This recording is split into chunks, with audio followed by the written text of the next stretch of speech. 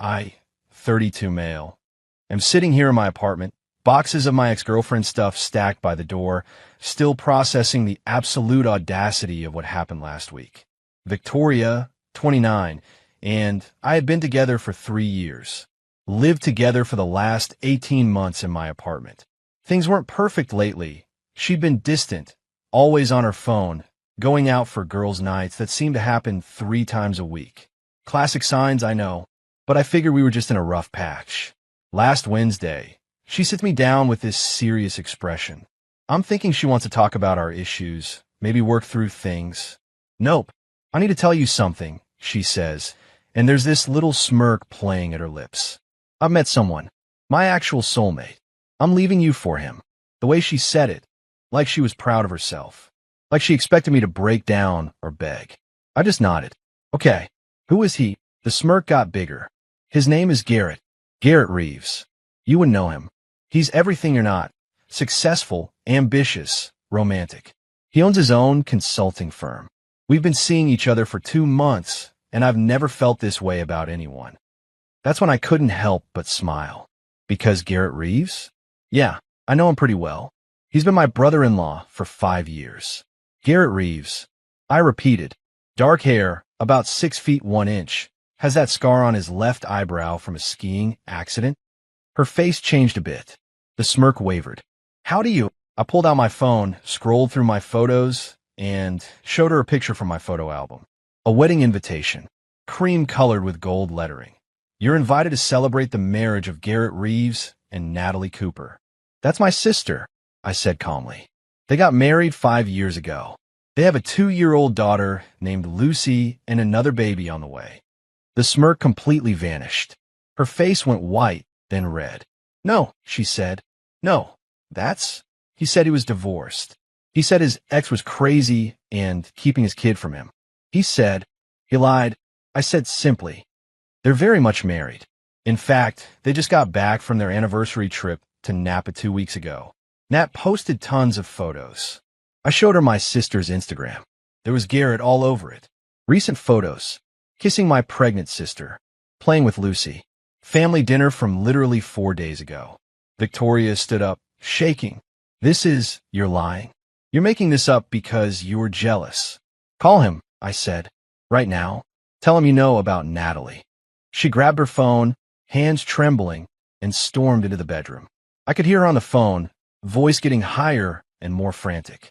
Then silence. Then screaming. She came back out, tears streaming down her face, and had the absolute audacity to yell at me. You knew. You knew this whole time, and you didn't tell me. You just told me about him 5 minutes ago. I pointed out. Was I supposed to be psychic? You must have known I was seeing someone. I suspected. But you're the one who chose to have an affair. You're the one who believed whatever lies he fed you. And you're the one who just sat there smirking while telling me about your soulmate. She tried to flip the script then. Said I was heartless. That I should comfort her. That we could work through this together since we were both betrayed. We weren't both betrayed.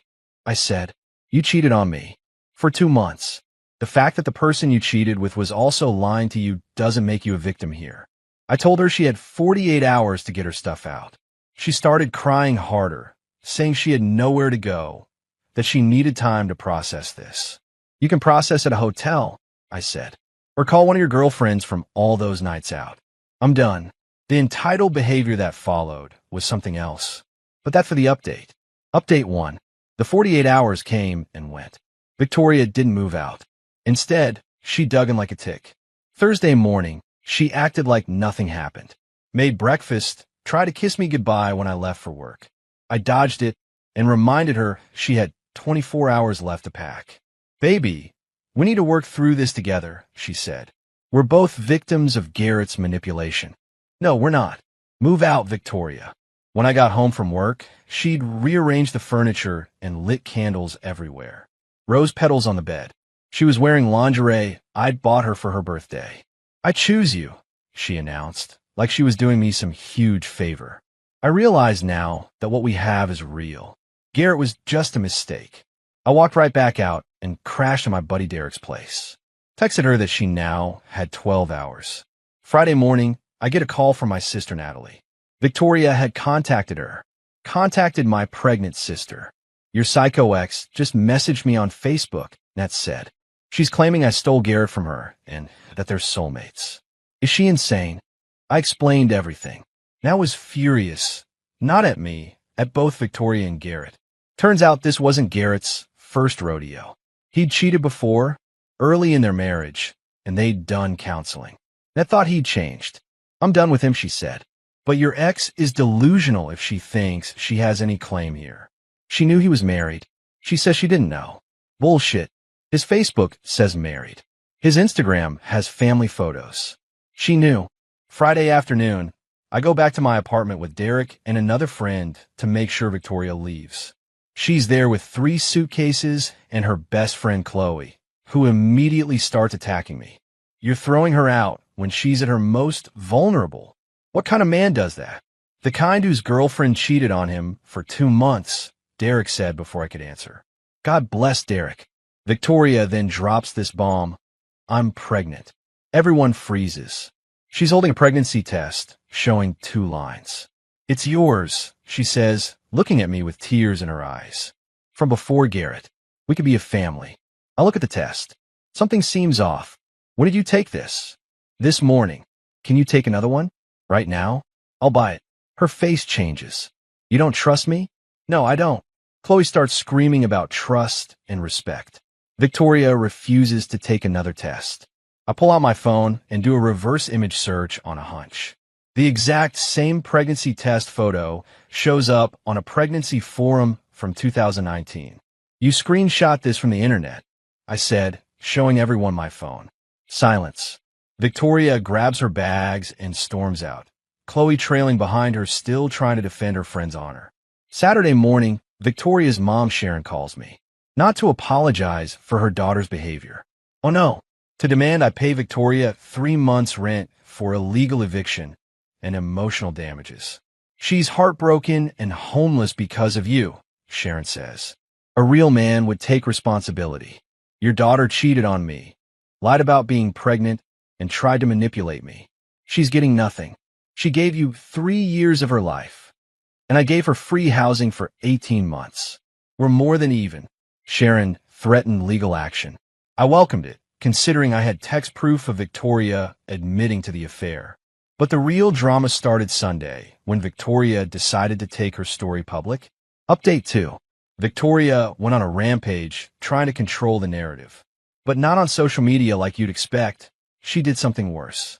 She showed up at my parents' house during Sunday dinner. My mom called me, confused. Victoria's here crying. She says you threw her out after she was sexually assaulted. I drove over immediately. Found Victoria in MY childhood home on MY parents' couch, spinning some insane story about how Garrett had coerced her, that she was practically assaulted, and that I'd abandoned her in her time of need. My dad, bless him, was suspicious. If you were assaulted, why didn't you go to the police? Victoria's story kept changing. First, Garrett forced her. Then he manipulated her. Then he promised to leave his wife. Then she didn't know he was married. I pulled my parents into the kitchen and showed them the text Victoria had sent me just days earlier, including gems like, Garrett makes me feel alive in ways you never could. The sex is incredible. He actually knows what he's doing. I've been faking it with you for years. My mom read them, her face getting harder with each message. She walked back into the living room. Get out of my house, she told Victoria. Now. Victoria tried to cry harder, but my mom wasn't having it. You cheated on my son, and now you're lying about it. Leave before I call the police. Monday, I get a call from my building's management office. Victoria had called them claiming she was an illegal subtenant being evicted without proper notice. Problem was, she was never on a lease and had explicitly agreed in writing, I had texts, that she was a guest, not a tenant. The building manager laughed it off but warned me to change my locks. Tuesday was when Garrett finally entered the picture directly. He showed up at my apartment. We need to talk man to man, he said. No, we don't. You need to talk to my sister about why you've been screwing around. Again, look, Victoria's crazy. She's threatening to tell my boss, my clients. She says she'll ruin me if I don't leave Natalie. Sounds like a you problem. Can't you control your woman? She's not my woman. She's your problem now. He actually tried to bro code me. Come on, we're family. Help me out here. Tell Victoria to back off, and I'll make it worth your while. I got a consulting contract that could use someone with your skills. Are you trying to bribe me to clean up your affair? I'm trying to help us both out. Get off my property before I call Natalie and tell her you're here trying to bribe me. He left, but not before saying, you're making a big mistake. Victoria is not stable. She'll come after you too. Wednesday, Victoria proved him right. She submitted a claim to small claims court for 3 months' rent, $4,500. Emotional damages, $5,000.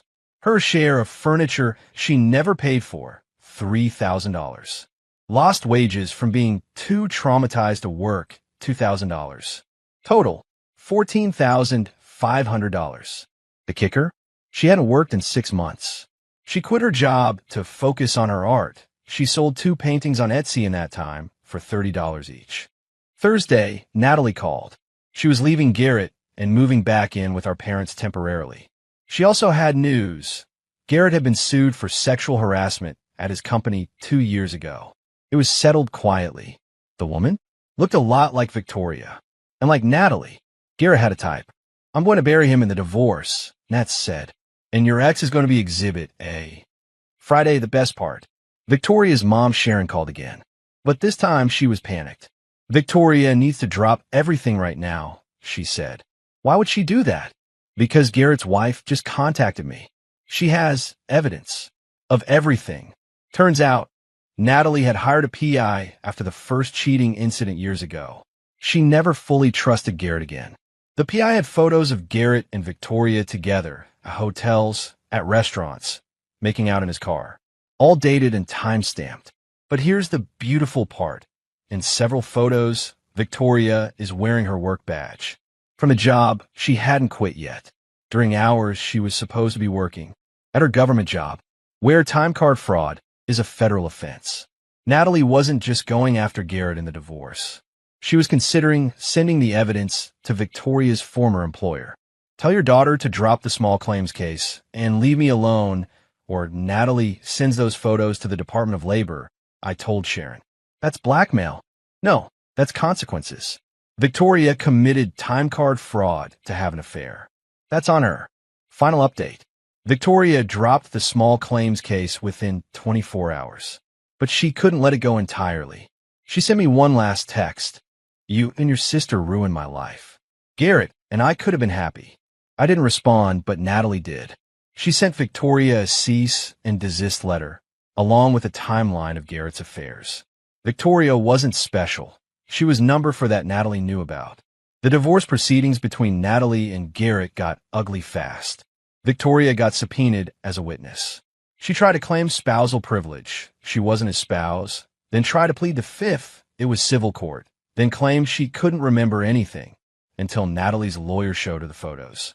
The best part was when Victoria tried to claim she was also a victim and should be compensated from Garrett's assets in the divorce.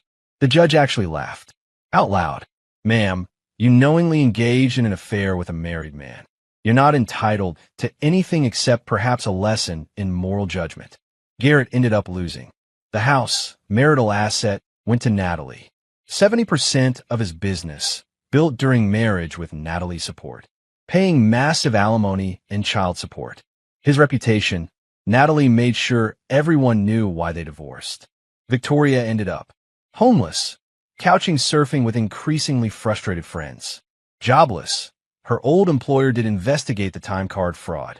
Single, Garrett blocked her on everything the moment the divorce was filed. With a reputation as a homewrecker, small city, word travels. She moved back in with her parents in another state. Last I heard from a mutual friend, she was working a call center and telling anyone who'd listen that she was the victim of a narcissistic abuse conspiracy between me and my sister. Chloe actually reached out to apologize last week. She said Victoria had been lying to her too, claiming I was abusive and controlling. When she saw the actual evidence during the court proceedings, she went to support Victoria. She realized her friend was delusional. She still thinks Garrett's going to come back for her, Chloe told me.